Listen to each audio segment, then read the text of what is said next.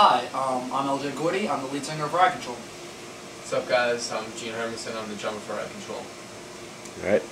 All right.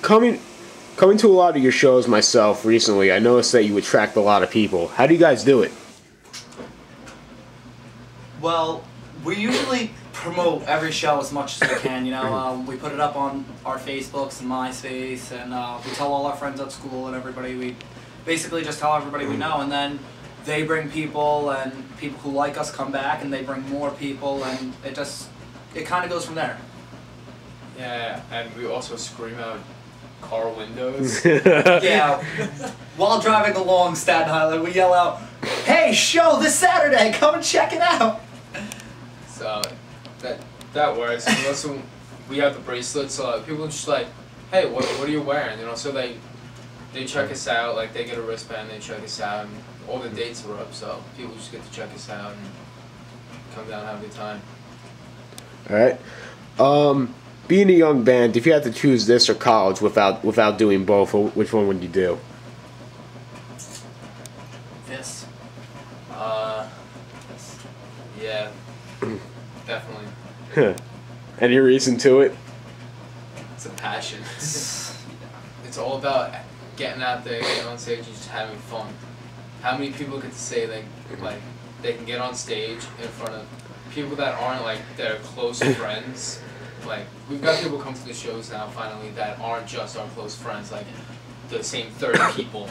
Like when we played at Hot Topic, there were just random people walking by, and it was cool because it's music we wrote that we pour our hearts into it, and it's just a lot of fun and it's a great experience. Yep. What are your songs usually about?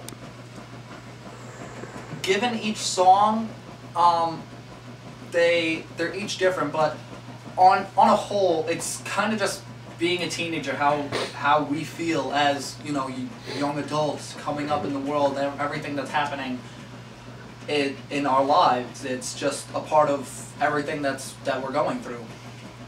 Yeah, the actual title of our EP, which is due to come out this summer, actually, hopefully beginning of July, it's entitled "The World Around Us," and it just deals with us growing up, like LJ said, and like our emotions and like how we feel. Not trying to like fake people out, like put fake lyrics into a song that don't mean anything. How do you guys work together as a band as far as creative control? For creative control, usually most of the ideas for the actual music come from Gene and Matt. They write the music, and then I just write lyrics over, or Gene will help me write the lyrics. As far as writing the songs goes, as far as booking shows and promoting ourselves as a band, usually Gene and myself do that. We decide where we're gonna play. Gene will call them up, or Gene will go there. Or we get everything done. Like Gene also books all the practices. Calls all the band members up, calls everybody, make sure everybody can do it on the same day and everything. Going back to writing the music and everything, it's not like a one-man thing. It takes all of us putting in different concepts and what happens if we change that minor chord to a major chord, and trying to find what sounds better and what fits us best. True. Since you're in the genre of I could say 3 Days Grace or Kill Switch Engage, because of the way you sing especially, and how it's not complete death metal and all that stuff. Would you guys ever do an acoustic set? I honestly don't think we would, for a couple reasons. One, we don't really want to sell out. We want to stay true to the kind of music we're writing now. We don't want to change our sound, really. Doing an acoustic set to us, I think, would just be a very mainstream kind of thing. We're not really going for mainstream. We're just going to play, And I think the band would actually get bored doing it, actually doing an acoustic set live. Imagine all of us in chairs, just... I wouldn't really consider it selling out, but would require us changing all our style. Like, Yeah. like you mean taking all of our songs that we have now and putting them acoustically, or writing just a full acoustic set? Well, for example, like you know how Nirvana did their set, they still had like the drums playing, but not like bango drums or whatever. Yeah. Like it's kind of like around that type of direction. That still requires us to change certain aspects of each of our songs. Right. Got you. So it's not really something we'd look to do. Just from each of you, some of your biggest musical influences, who were they? Because from the last interview, like I got a few, but like obviously because we were rushed because you had to go on, you didn't really like go into it that much. I think musically, a lot of our influences. I know Gene takes a lot of Trivium. That's mainly his biggest influences. Nat gets into a lot of different kind of like really, really heavy kind of stuff. I know he likes like the Black Dahlia Murder and As Blood Runs Black. That kind of heavy stuff. Me personally, I'm into punk music. I like a lot of like Taking Back Sunday and Blink and everything. You know, the typical punk bands. But I think that's kind of why we work so well together. We all just mesh together so well with all our different styles.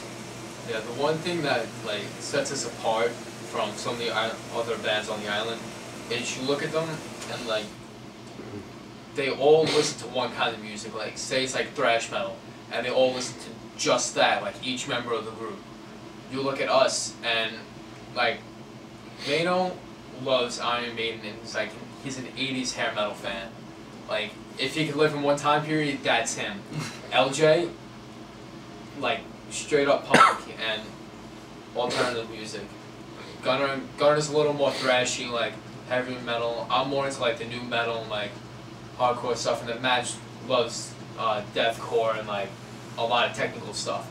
So, that brings us all together and, like, it all just seems to mesh at some point. I don't know, I can't really explain it. True. Do you have any unity with other local bands? Yes. Being in 2 other local bands myself, I'm the lead guitar player and singer for Bury My Little Sister, and I'm also the lead singer for Nevertheless. We're very good friends with Unleash the Beast, and we're very close with End of Eternity. Definitely. Who else?